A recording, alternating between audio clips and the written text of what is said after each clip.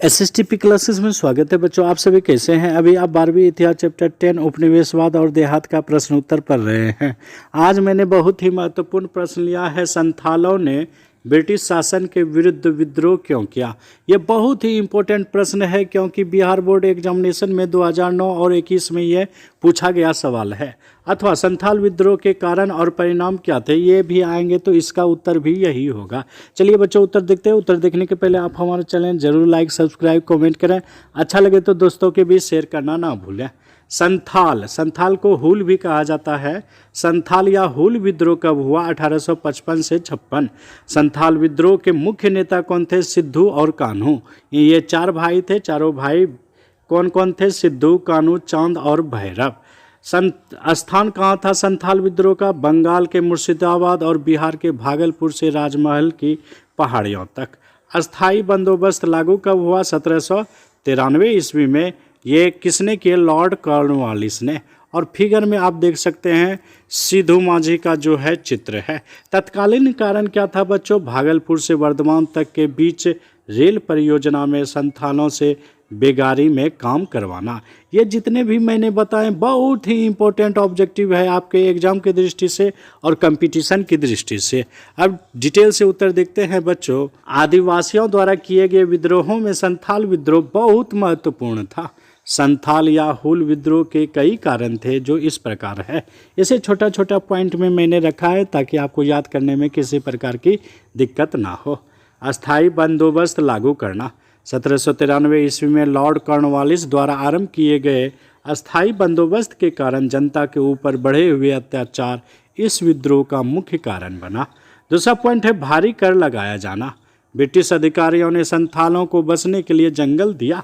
धीरे धीरे संथाल जंगलों में बसे। इस क्षेत्र को दामिन ई को कहा गया। यहाँ संथालों के गांवों और जनसंख्या में तेजी से वृद्धि हुई। वे व्यापारिक फसलों की खेती करते थे, परंतु ब्रिटिश सरकार ने उनकी ज़मीन पर भारी कर लगाना शुरू कर दिया। तीसरा पॉइंट है बच्चों, ज़मीन पर साहूकार जमींदार का कब्जा। साहूकार लोग बहुत ऊंची दर पर ब्याज लगा रहे थे और कर्ज अदा न किए जाने की सूरत में ज़मीन पर ही कब्जा कर रहे थे और जमींदार लोग दामिन इलाके पर अपने नियंत्रण का दावा कर रहे थे। इससे संथाल भड़क उठे। अगला पॉइंट है सपना चकनाचूर होना। 1850 के दशक तक संथाल लोग यह महसूस करने लगे कि अपने लिए एक आदर्श संसार का निर्माण करने के लिए जहां उनका अपना शासन हो, आज़ादी हो, जमींदारों, साहूकारों, अंग्रेज़ों ने उनके सपना को चकनाचूर कर दिया। इसलिए सभी ने विरोध करना शुरू कर दिया। अगला पॉइंट है बच्चों, उचित मजदूरी नहीं मिलना।